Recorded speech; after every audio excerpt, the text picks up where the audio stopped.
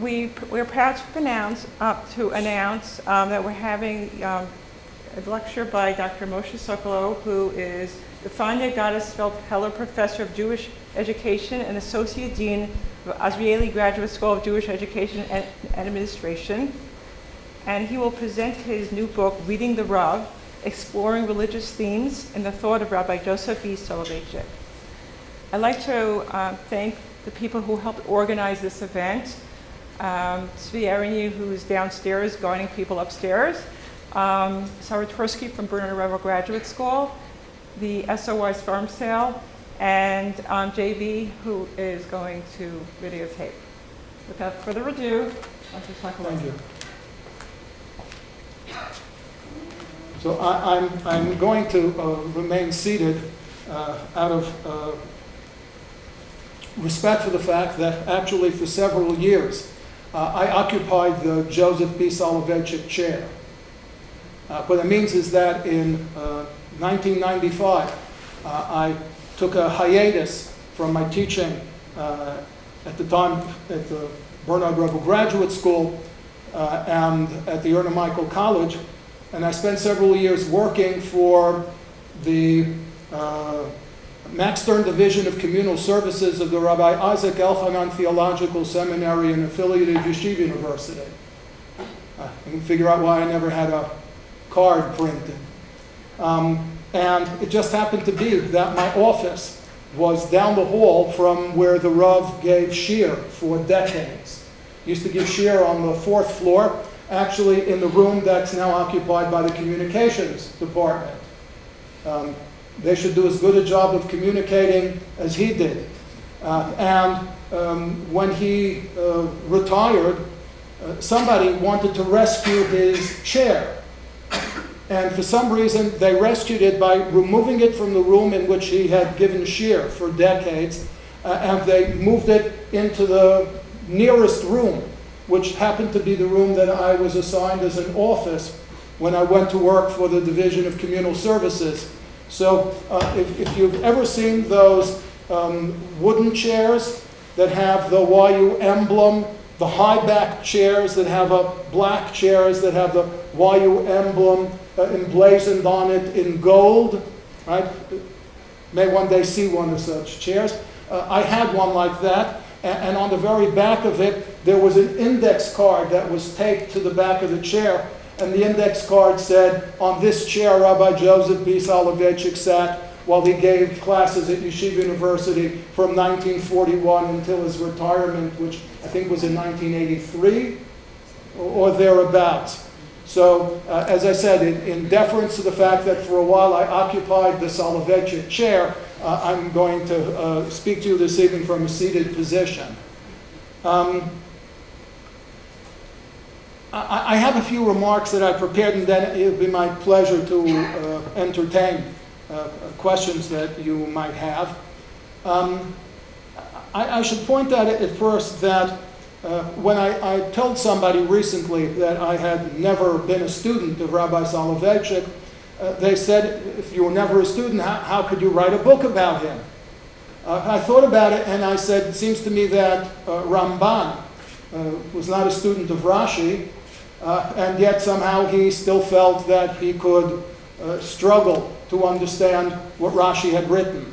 So the fact that I had not actually had classes or shiurim with Rabbi Soloveitchik may to a certain extent even be advantageous, since I came to his published writings without any kind of preconceptions whatsoever. I relied in the book entirely on things that the Rav had published in his lifetime, not to cast any aspersions whatsoever on the voluminous Soloveitchik literature that has come out since he passed away, but I simply decided that there was enough out there that he had clearly signed off on in one way or another, and therefore I limited myself to that literature.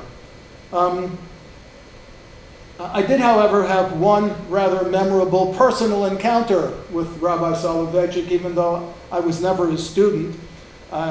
I remember one evening in the dormitory morgue, one evening my roommate came running in breathlessly, tossed me his car keys, and said, "I can't do it, you're going to have to do it."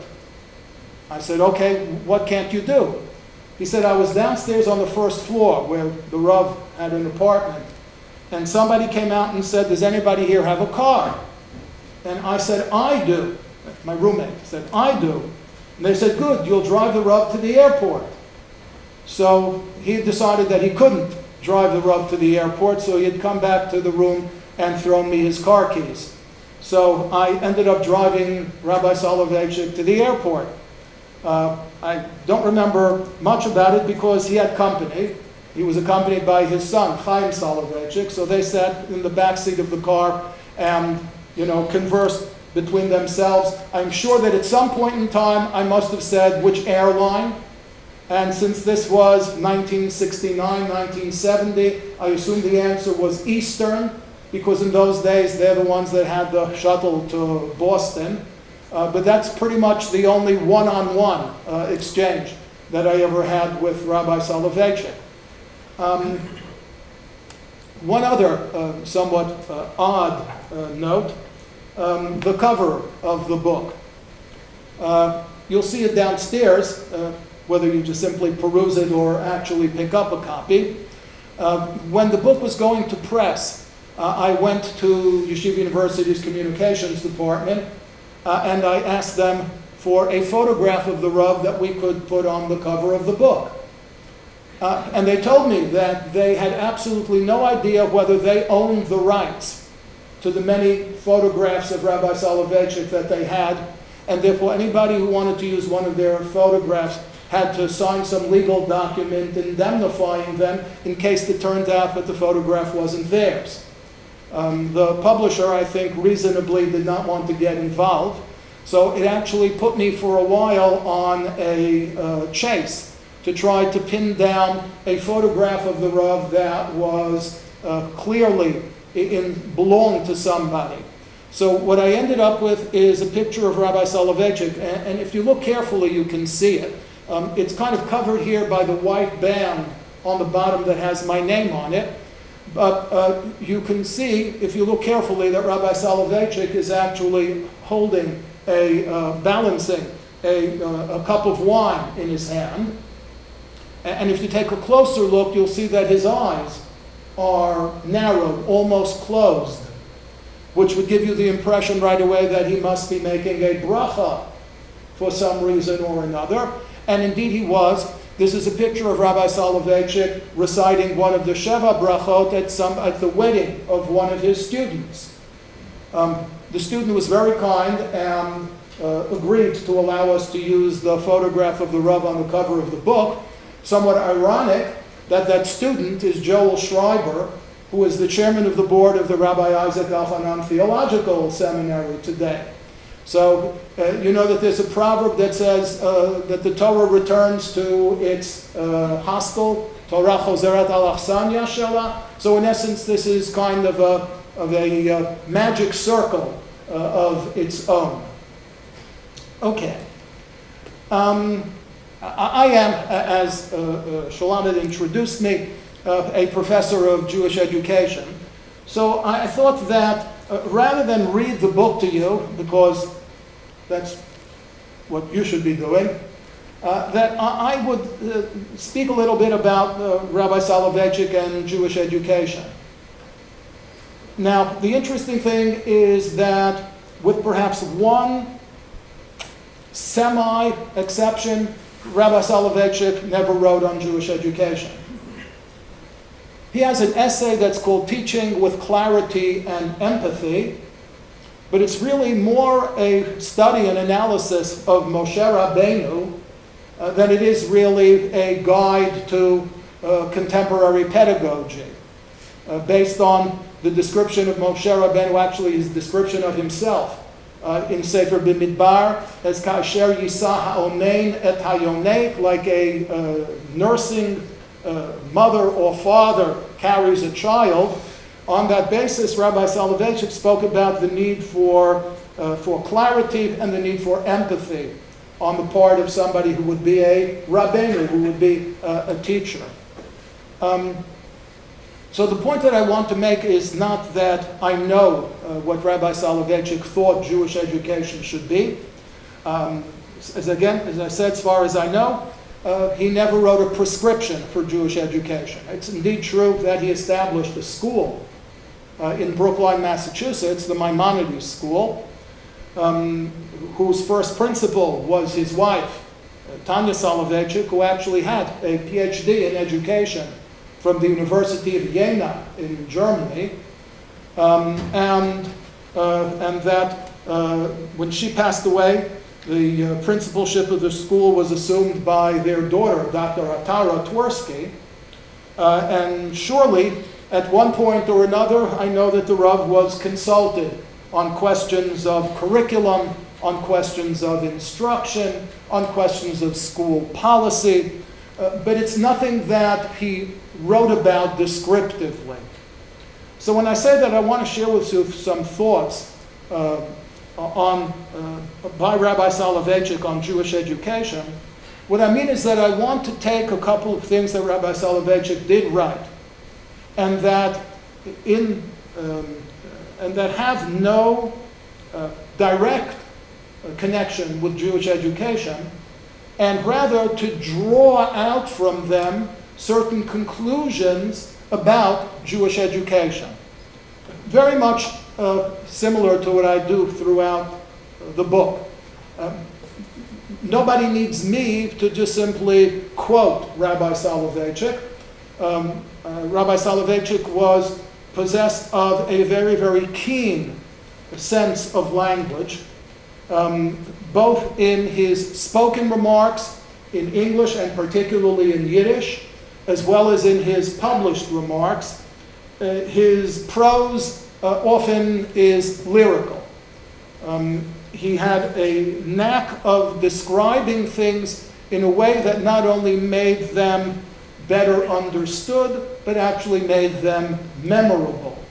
So I didn't see a role for myself in just simply quoting Rabbi Soloveitchik, but rather the idea was to read Rabbi Soloveitchik and to apply what I hope I correctly understood from Rabbi Soloveitchik's writings to things that Rabbi Soloveitchik had not written about and had not addressed directly. In essence, part of the purpose of the book was to take the Rav to places that he had never gone. For example, Rabbi Soloveitchik wrote extensively on the subject of prayer, and he did. Right? He never wrote about several of the specific subjects that I address in his name in the book. The introductory chapter is called The Rav on Prayer, and that indeed draws upon what he wrote directly about prayer. But then there's a chapter called Adam and the Rain, about an ostensible tefillah that was recited by Adam, by Adam HaRishon. The Rav never wrote about that. Abraham and Sodom, the prayer that Abraham Avinu offered on behalf of the people of Sodom. And again, that's not a subject that Rabbi Soloveitchik ever addressed. What it is my taking Rabbi Soloveitchik, as I said, to places where he himself never went. So I'd like to do that very briefly in terms of Jewish education. To do that successfully, we first have to have a working definition of education. And a reasonable working definition of education that's certainly shared by educationists, that is, the people who research in the field of education and practice in the field of education, is very simple. It's as simple, in fact, as the ABC. The A stands for the affective domain. That has to do with feelings, with attitudes, with beliefs, with dispositions.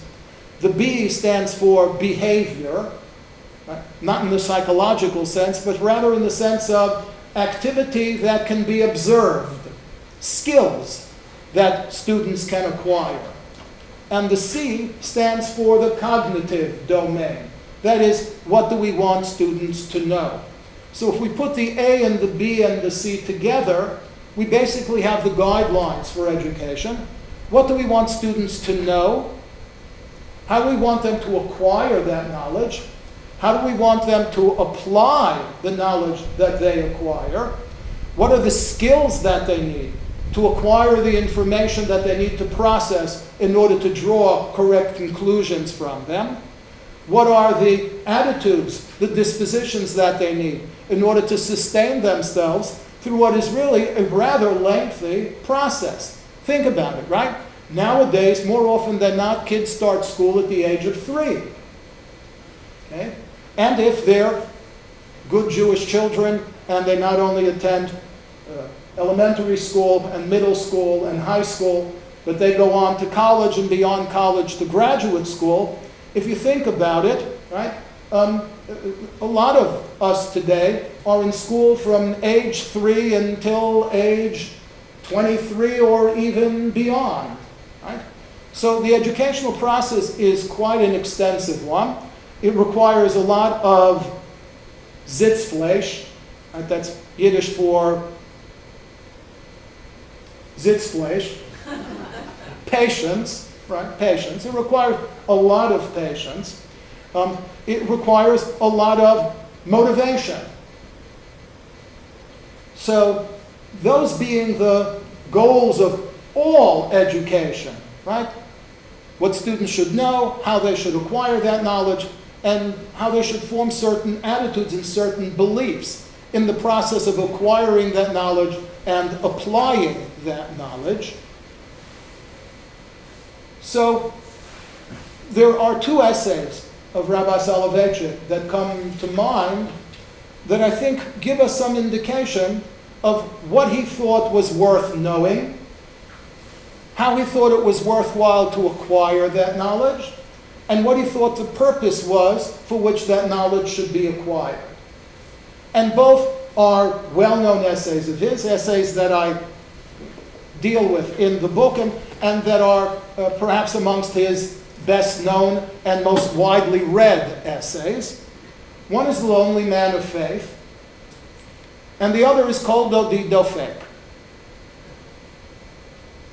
The Lonely Man of Faith, if there's anybody here who's unacquainted with it, takes as its point of departure the comparison and contrast between the 2 stories of creation in the first 2 chapters of Breshit, of the book of Genesis, on the basis of which the Rav identifies 2 characters. One who's featured in the first chapter, and not at all strangely, he calls him Adam 1, Roman numeral 1. And the other is featured in the second chapter, and whom he calls Adam, want to guess? 2, right? Roman numeral 2. And the Rav assigns a different typology, different characteristics to each of these 2 Adams. The first one, the first Adam, is the Adam of Uridu bidgat hayam uva'of hashamayim uva behema haromeset al haaretz. That's the Adam, that's the person, the man of majesty, of ruling his environment, of triumphing over it. The second Adam, that's the Adam who's placed in Gan Eden la'ovda u'leshomra. He's the Adam that the Rav calls the Adam of the covenant. If Adam 1 tries to rule over things that are external to him, then the charge that's given to Adam 2 is to triumph over those things that are internal to him. So what we have is, in a word, a dialectic, right? A philosophical process to which the Rav was, not that it's alien to Judaism, but which as a practical means of working out philosophical questions was probably drilled into the Rav during the years that he spent as a student in the University of Berlin. Because if you can imagine Berlin in the early 1930s, you know that the the greatest influence at the time were those of two German philosophers of the middle to late 19th century, Hegel and, well, not so much Nietzsche yet, but, okay, Hegel and, have a senior moment, Kant, thank you, and Immanuel Kant. And the dialectic, right, is something that those of you who are acquainted with Yeshiva University's motto ought to be well acquainted with. In a word, a dialectic produces a synthesis. A dialectic is a coming together of two disparate elements to produce a third. Right? In its classic formulation, it's a thesis, an antithesis, producing a synthesis. Okay? Ideally, Yeshiva University sees Torah and Mad'a, right, one as a thesis and the other as an antithesis, and it therefore thinks that the ideal process of education is one in which the thesis and the antithesis, as it were, face off against one another and produce a synthesis, something that is not entirely identical with either the thesis or the antithesis. I allowed a parenthetical moment, digress for a moment, to say something about somebody other than Rabbi Soloveitchik, but somebody whose education was very similar to that of Rabbi Soloveitchik, and who I know to have been a very good friend of Rabbi Soloveitchik. You may or may not recognize the name of Rabbi Dr. Yosef Burg. Rabbi Dr. Yosef Burg was for decades the international chairman of the Mizrahi Hapoel HaMizrahi. He served for many years as the head of the Mafdal, of the National Religious Party in Israel. He served the government of Israel variously as a minister of the Interior, as a minister of religious affairs, and you may recognize his name if you study Middle Eastern politics, because he was the head of the Israeli negotiating team in the peace talks with Egypt in the early 1970s. Rabbi Dr. Yosef Burg was a graduate of the Hildesheimer Rabbinical Academy. The Hildesheimer Rabbinical Academy, which was not attended by Rabbi Soloveitchik, was dedicated to pretty much the same proposition. Just as Rabbi Soloveitchik had acquired his religious education at the hands of his father, Rabbi Moshe Sokolow, and his grandfather, Rabbi Chaim Soloveitchik, and then left Brisk and sought out in Germany at the University of Berlin with Professor Julius Gutmann an antithesis to the Torah of Brisk, right? So that his smicha, so to speak, was paired with a PhD. In order to get smicha from the Hildesheimer Rabbinical Seminary, students had to do a doctorate at a German university. The late Rabbi Dr. Eliezer Berkovitz of Hebrew Theological College was a graduate of Hildesheimer, okay, and many others. The point I want to make is that because Dr. Burg was the leading representative of religious Zionism, modern orthodoxy, he was often asked the question, if you take such hybrid terms as religious Zionist or modern Orthodox, which of the two, Dr. Burg was asked, which of the two is the most important? And you know what his answer was? The hyphen. Meaning, One was a thesis, one was an antithesis. Just because you call it an antithesis doesn't mean there's anything wrong with it. It's just a contravening or contrasting thesis. Okay? So if you say religious Zionist, religion has a fixed definition. Zionism has a fixed definition. Right? What's unique about religious Zionism is neither the religious component nor the Zionist component. It's the component that's neither entirely one or the other, and he identified that with the hyphen. So that's what a dialectic is. That's what a synthesis is. It's not entirely the same as either the thesis or the antithesis.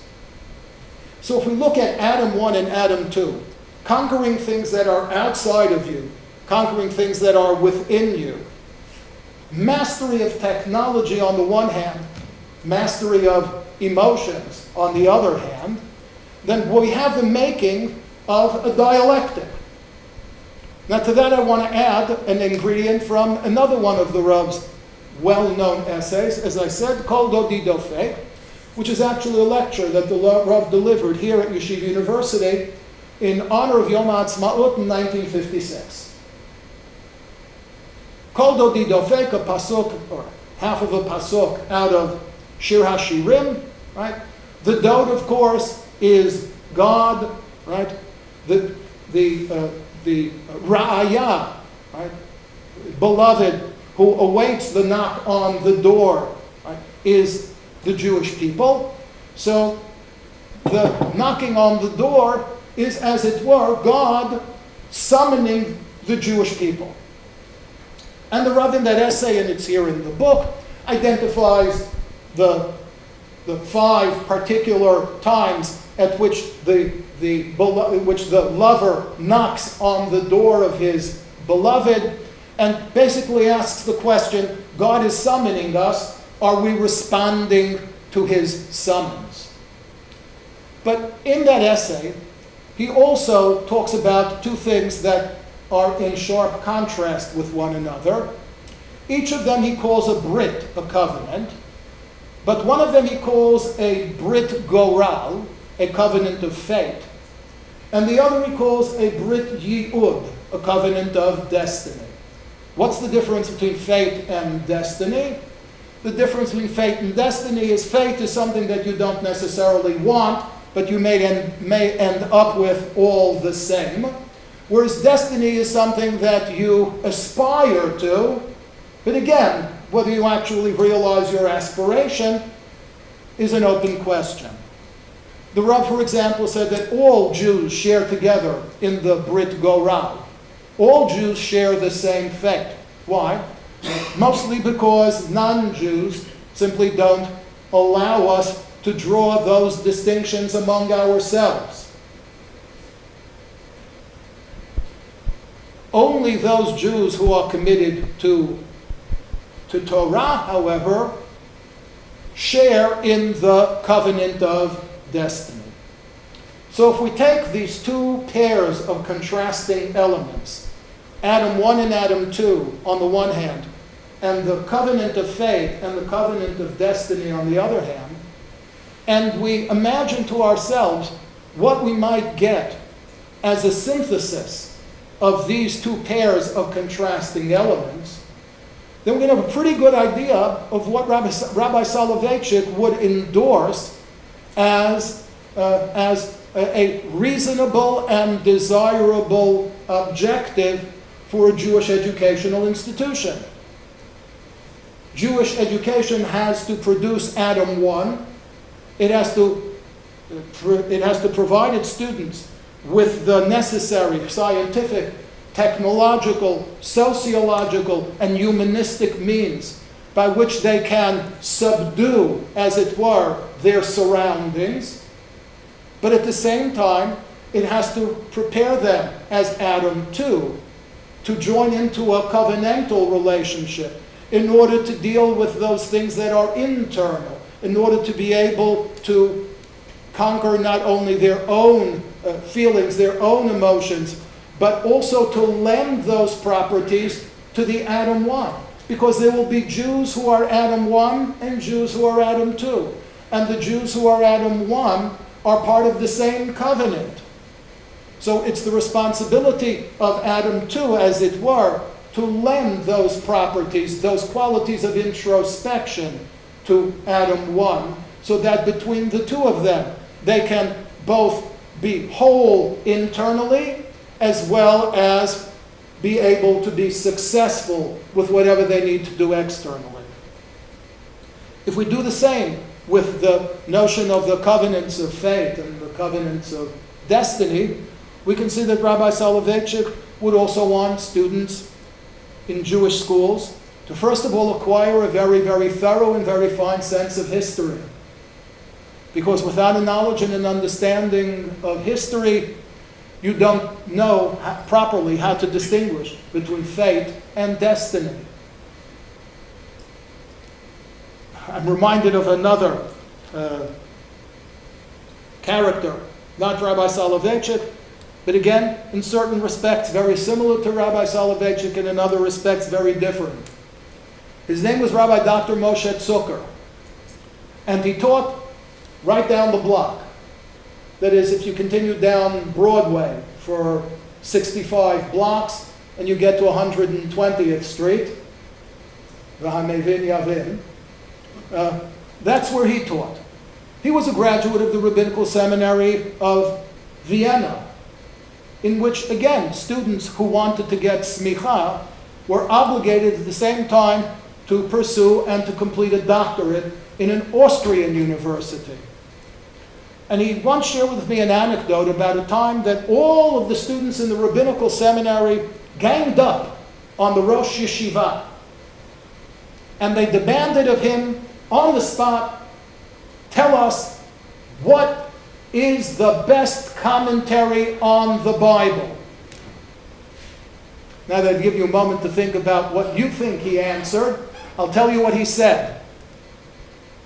He said essentially the best commentary on the Bible is Jewish history.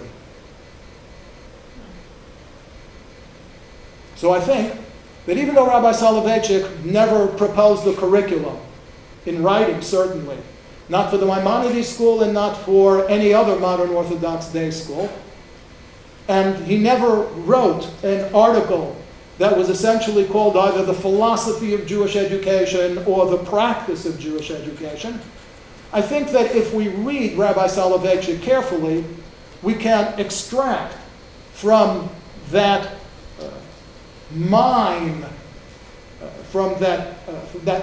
of his erudition in not only classic Jewish sources, but modern philosophy and literature as well, we can draw the raw materials that we would need in order to construct it. The same, of course, goes for such subjects as prayer, about which he did write, and such subjects as redemption, about which he did write, and such subjects as Zionism, about which he did write. And with that, I've concluded my presentation, and be delighted to, anyone wants to either ask any questions or make any statements, at the end of which they might raise their voices slightly so it sounds interrogative. Please, sir. Good evening. What was his opinion about his students, being that they seem to be so diverse? So diverse. Yeah. Well, again, you're obviously asking about students as a generic term rather than as individuals. Obviously, his opinions about individual students, he either shared with them, shared with others, or didn't, but he certainly never shared them with me. He did write on more than one occasion about a certain impression that he had of American students in general, and that is that he thought that while they were the equal of any of his European colleagues or European students in terms of their intellectual capacities, he did write that he was rather disturbed and disappointed to find that they lacked a certain quality of passion. He wrote, for example, that he found it not difficult at all to teach his students about all of the laws that pertain to Aseret Yomei Teshuvah and to Yom HaKippurim, but somehow he could never produce in them what he had seen as a child in his parents and his grandparents and in the people who would attend the shul in Brisk on the Yamim HaNoraim in terms of simply the pathos, the passion that moved them. So that's probably not the only answer to your question, but it is certainly an answer to it.